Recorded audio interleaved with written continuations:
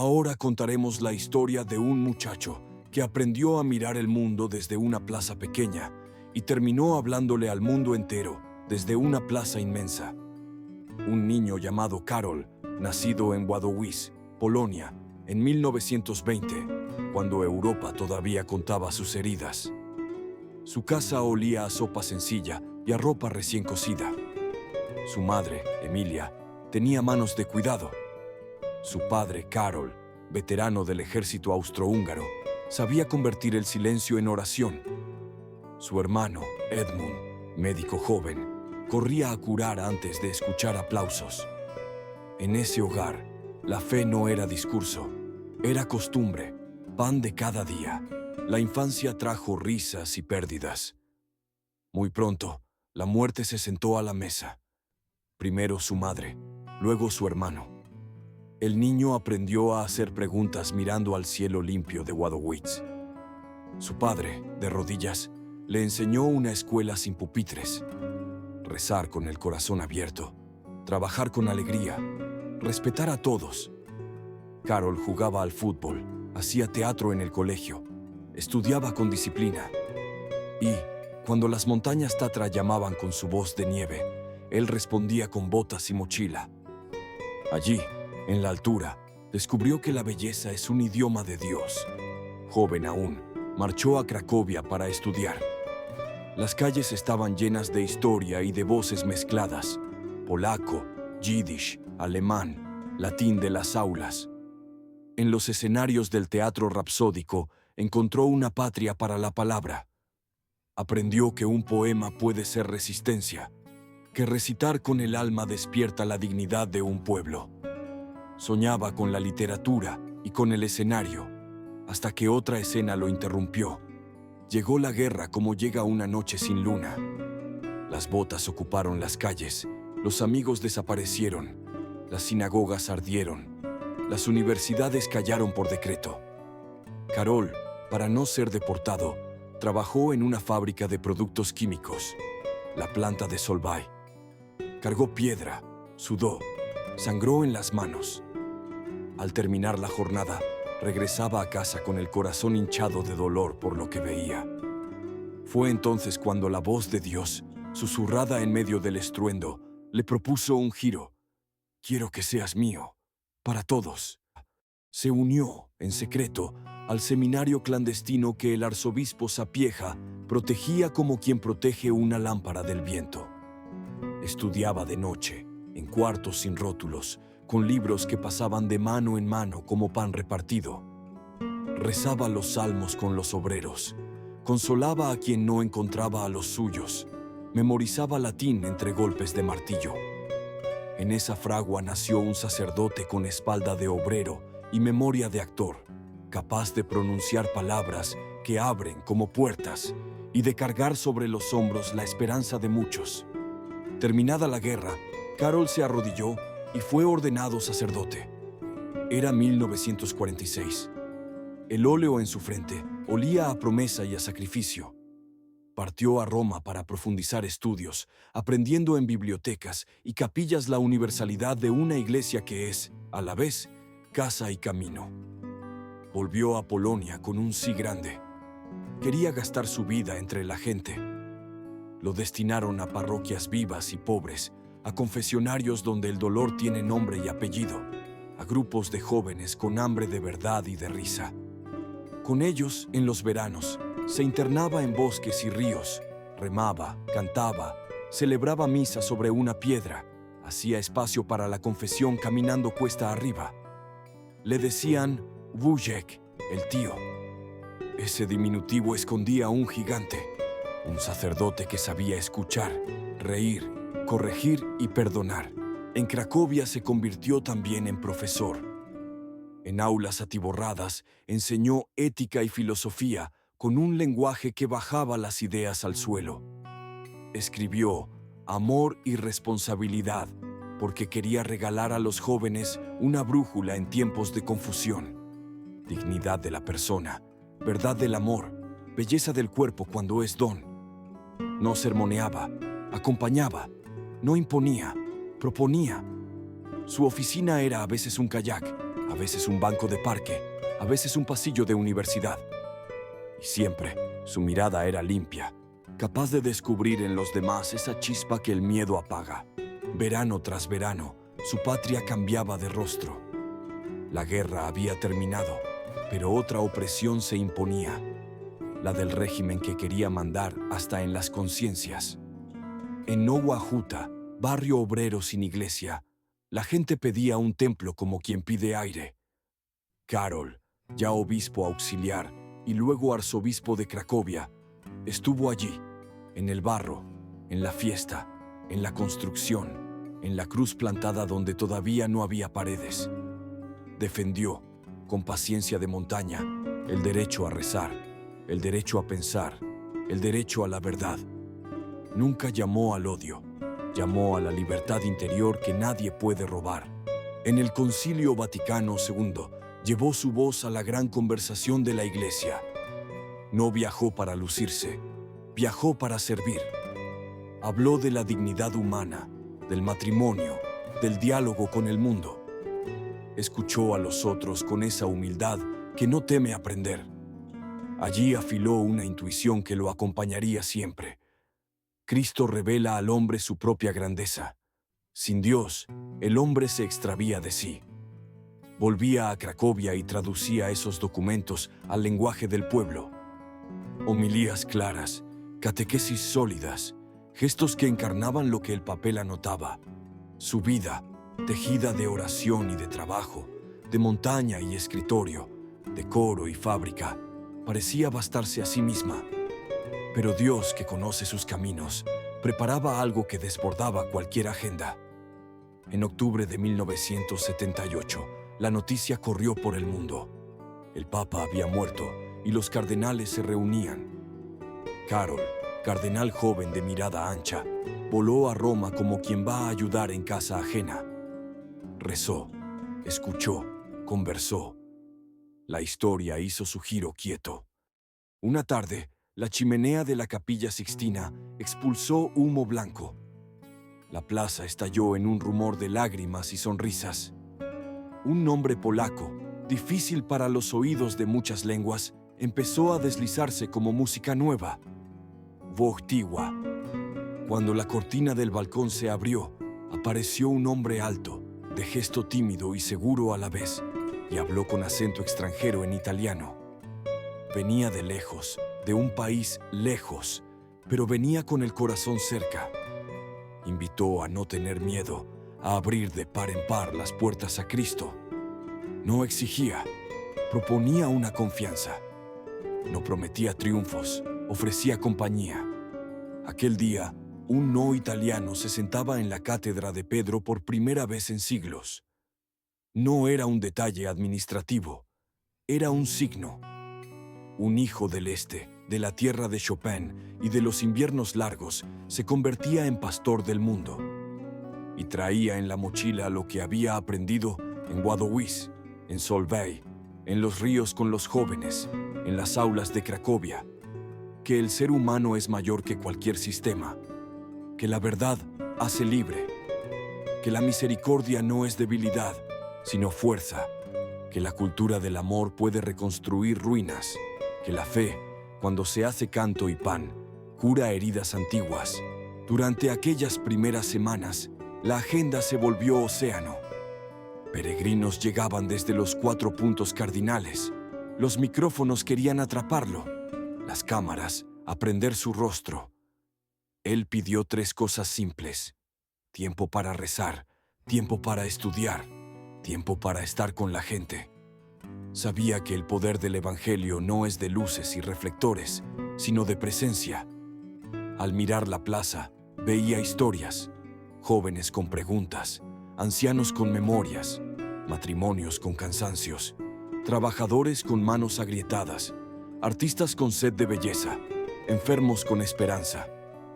A todos les decía, con palabras distintas y un mismo fondo: tú vales la sangre de Cristo. No dejó su amor por la montaña ni por los paseos discretos. En los veranos se escapaba, cuando podía, a respirar entre árboles y lagos, llevando su breviario y su bastón. Allí, como en Waterwise, la belleza le recordaba que Dios no juega a esconderse, se deja encontrar en lo creado. Y cuando volvía a Roma, volvía con la cara lavada por la brisa, listo para la tarea de padre de multitudes. Su lema, sencillo como su mirada, decía totus tuus, todo tuyo. Un abandono confiado en manos de la Madre de Jesús, que lo había acompañado en pérdidas y en guerras, en bautismos y en cónclaves. Ese abandono no era fuga, era entrega. Lo repetiría muchas veces, especialmente cuando el dolor le saliera al encuentro. Pero eso quedaría para más adelante. En el primer viaje como papa volvió a su tierra. La plaza de Varsovia se llenó como se llena un pecho antes del canto. No llevaba armas, llevaba palabras. No encendió odios, encendió espíritus. Recordó a su pueblo que tenía derecho a decir nosotros sin miedo, que el espíritu puede fabricar primaveras incluso en inviernos políticos. Aquel viaje no derribó muros de un golpe, pero empezó a resquebrajar cadenas invisibles. La libertad aprendió una canción nueva y supo que, alguna vez, la cantaría sin susurros. Mientras tanto, en la casa de Pedro, el ritmo era de amanecer.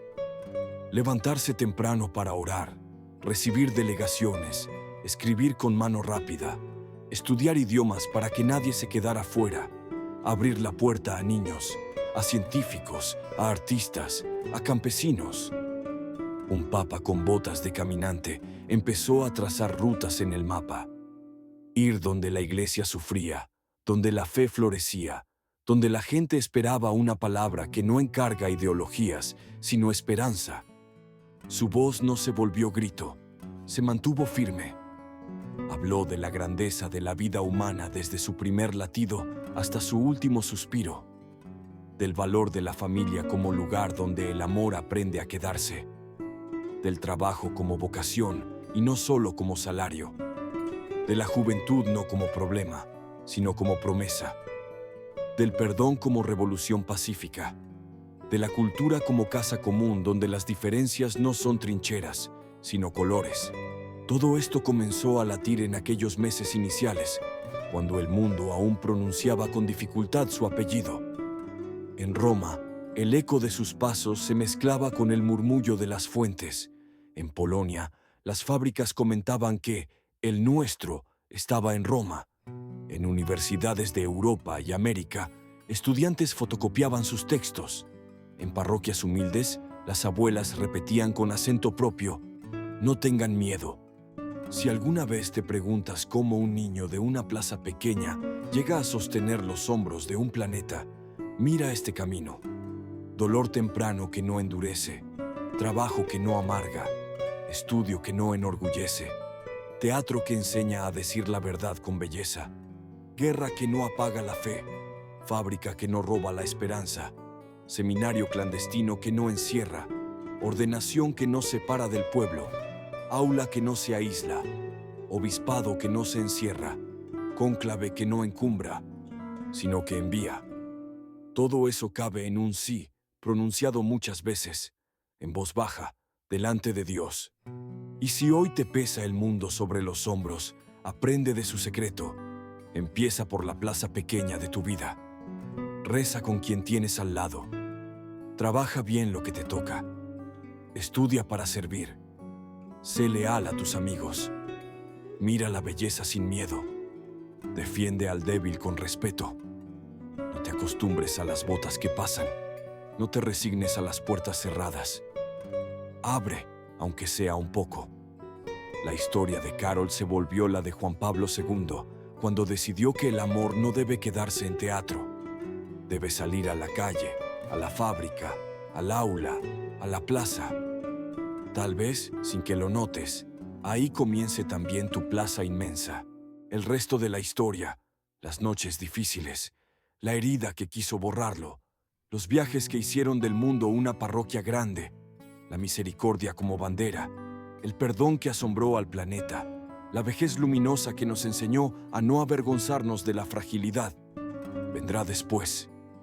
Por ahora guarda esta primera imagen, un joven con casco de obrero y alma de poeta, un seminarista con libros a escondidas, un sacerdote en kayak que confiesa entre pinos, un obispo que planta cruces en barrios sin templos, un cardenal que viaja a Roma sin saber que Dios, una vez más, está a punto de abrir una puerta inmensa. Y al otro lado, un pueblo entero, el mundo, esperando escuchar, quizá por primera vez, algo que necesitaba desde siempre. No tengan miedo. Abra las puertas. Dios no es enemigo. Dios es Padre. Y su amor, cuando encuentra un corazón disponible, hace nuevas todas las cosas. Y entonces, el pastor recién llegado al balcón empezó a caminar. No llevaba espada ni cetro. Llevaba palabras que abrían puertas y una mano que bendecía sin cansarse. No tengan miedo, había dicho, y fue el primero en obedecer su propio consejo. Cruzó fronteras como si el mundo fuera una gran parroquia y cada pueblo una cita pendiente. Volvió a su Polonia herida y habló despacio, como quien despierta una memoria. Las plazas respondieron con un murmullo que parecía viento. Queremos a Dios.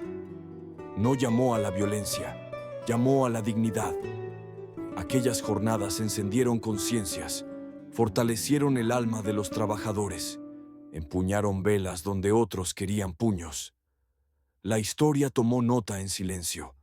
La libertad, cuando vuelve a pronunciarse, inicia grietas en los muros más altos. A los pocos años, la oscuridad lo probó con un filo inesperado. En una tarde de mayo, una mano anónima disparó contra su vida. La plaza se volvió un grito. Él, una oración. Cayó sobre el jeep abierto y camino al hospital, se encomendó a la madre a la que había dicho, totus tuus, todo tuyo. Sobre la mesa de cirugía, la ciencia peleó con excelencia, la fe, con confianza. Vivió, y lo primero que hizo no fue acusar, sino perdonar. Entró en la cárcel y, sentado frente a su agresor, habló bajo. No hubo cámaras en su corazón, solo misericordia. Aquel encuentro enseñó al mundo que el perdón no es debilidad, es victoria sin humillar.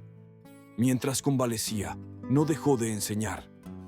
Con una paciencia de artesano, fue hilando catequesis que hablaban del cuerpo y del amor como lenguajes de Dios. Enseñó que la libertad no es capricho, sino capacidad de darse, que el amor verdadero es promesa que se sostiene, que el dolor, unido a Cristo, no es absurdo, que la misericordia es el nombre más tierno de la justicia.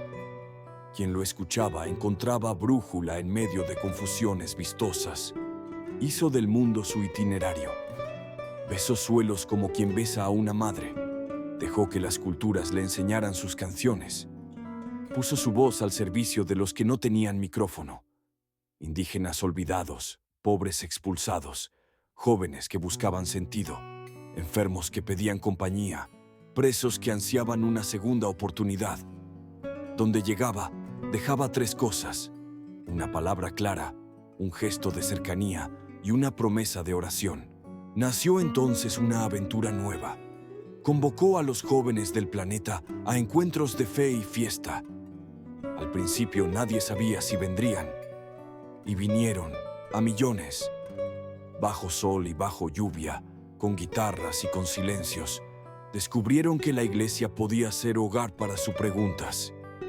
Él los llamaba centinelas de la mañana y les pedía cosas grandes. No se conformen con poco. Abran el corazón, sean santos. No les habló de atajos, sino de caminos. Sabía que la paz no se improvisa.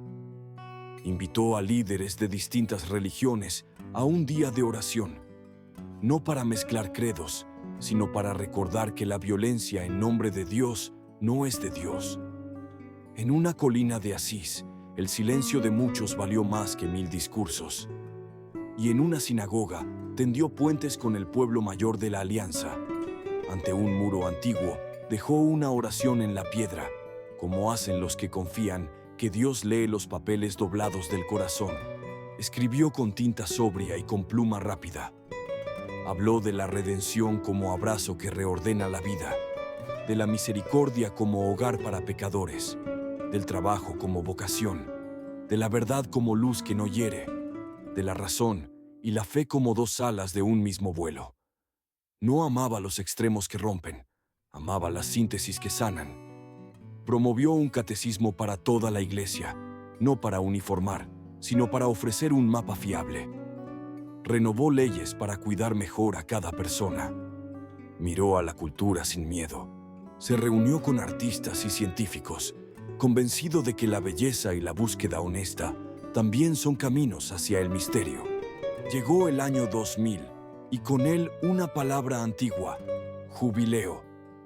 Abrió puertas de bronce para recordar que el perdón no es un invento moderno, sino una primavera que Dios regala a cada generación. Peregrinó a Tierra Santa para besar el suelo donde el Verbo caminó. Cruzó desiertos y lagos con el corazón en la garganta. Donde hubo heridas históricas, pidió perdón en nombre de la Iglesia por los pecados de sus hijos.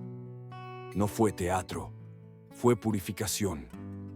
Muchos comprendieron que la santidad de la Iglesia no niega la fragilidad de quienes la formamos, la corrige con gracia y con verdad. Defendió la vida humana con ternura y firmeza, desde el primer latido escondido hasta el último suspiro cansado. No convirtió esa defensa en consignas, la convirtió en caricias a recién nacidos, en manos tomadas a ancianos, en palabras que rescatan a quien piensa que ya no vale. Recorrió hospitales, bendijo a médicos, consoló a padres, escuchó a madres. Repetía que cada vida es don, no amenaza, misterio, no estadística. Regresaba siempre a los pobres. Le gustaba que las agendas oficiales se desviaran para visitar una parroquia sencilla, un comedor, una cárcel, un barrio sin pavimento. Allí su sonrisa se hacía casa. A veces cambiaba el discurso preparado por una conversación con alguien concreto. Sabía que el Evangelio se pronuncia mejor cuando se dice al oído del que sufre. No faltaron tormentas. Hubo escándalos dolorosos que le rompieron el alma. Lloró, pidió perdón. Llamó a purificar, a proteger a los pequeños, a convertir el dolor en reforma concreta. Enseñó que la luz no debe temer a los sótanos. Entra, denuncia, cura, previene. Su respuesta no fue de mármol, fue de pastor. El mundo vio en él una parábola viva del sufrimiento ofrecido. La enfermedad fue avanzando como invierno lento. Temblor en la mano, pasos cortos, voz que a veces no salía. No se escondió. Quiso seguir en la ventana para que los jóvenes aprendieran a no avergonzarse de la fragilidad y los mayores a no temer ser cuidados. Cuando ya no podía caminar bien, caminaba con la mirada. Cuando ya no podía hablar, hablaba con el silencio. El bastón que lo sostenía terminó por sostener a multitudes. En sus últimos días, la plaza volvía a llenarse cada tarde. Velas bajo la lluvia, rosarios, cantos que parecían nana para un padre cansado. Él, en su habitación, ofrecía cada respiración. Murió cuando caía la tarde de un sábado, a las puertas de una fiesta de la misericordia que había aprendido de una santa de su tierra. No hubo sirenas, hubo silencio. Y al poco, un aplauso que subió desde el suelo hasta las ventanas, como despedida de pueblo que entiende que alguien ha llegado a casa. La noticia recorrió el planeta en minutos y, sin embargo, el corazón de muchos la recibió a cámara lenta. Lloraron ateos agradecidos, creyentes desconsolados, niños que lo conocían por una foto en su mesa, ancianos que habían crecido con su voz. Los líderes hablaron, los pobres rezaron. Las colas para despedirlo eran ríos de historias. En medio de la tristeza, una certeza: había sido padre. Su legado no cabe en una lista, se reconoce en una forma de mirar. Jóvenes que aún hoy levantan mochilas y banderas para decir que vale la pena vivir a lo grande. Matrimonios que aprenden a pedir perdón y a sostener la promesa. Trabajadores que reclaman justicia sin odio. Artistas que buscan la belleza con verdad. Científicos que investigan sin olvidar el rostro humano. Creyentes que oran con la Biblia abierta y las manos ocupadas. Agnósticos que sin compartir la fe reconocen honestidad y coraje. Puentes tendidos donde antes había zanjas. Y, bajo todo eso, una frase grabada: no tengan miedo. Si buscas un consejo suyo para tu propia historia, escucha su método. Reza cada día, aunque sea poco. Ama a tu familia con decisión. Trabaja con dignidad. Defiende al débil con respeto. Estudia para servir. No uses a las personas. Mira la belleza sin escaparte del dolor ajeno. Perdona antes de que el rencor haga nido. Pide perdón cuando falles. Créele a la misericordia más que a tus culpas. Y cuando una puerta se cierre, empuja con la llave que él repetía. Abre a Cristo. No para encerrar al mundo afuera, sino para dejar que el mundo entre y se cure. Quizá, al terminar este relato, sientas que te habla desde la misma ventana donde tantas veces bendijo. No busca aplausos, busca que sigas. El muchacho de Wadowice que se volvió Juan Pablo II no cambió el planeta con trucos. Lo hizo con fidelidad cotidiana, con horas de oración, con kilómetros de cansancio, con decisiones de perdón, con palabras que encendían valentías dormidas. Esa es su herencia. Si la tomas, no harás historia de museo, harás historia viva. Y, cuando el miedo te arrope, recuerda su sonrisa y repite en voz baja, como quien enciende una luz pequeña en un cuarto grande: no tengo miedo, porque el amor, el de Dios, el de los tuyos, el que tú puedes escoger, es más fuerte que cualquier noche.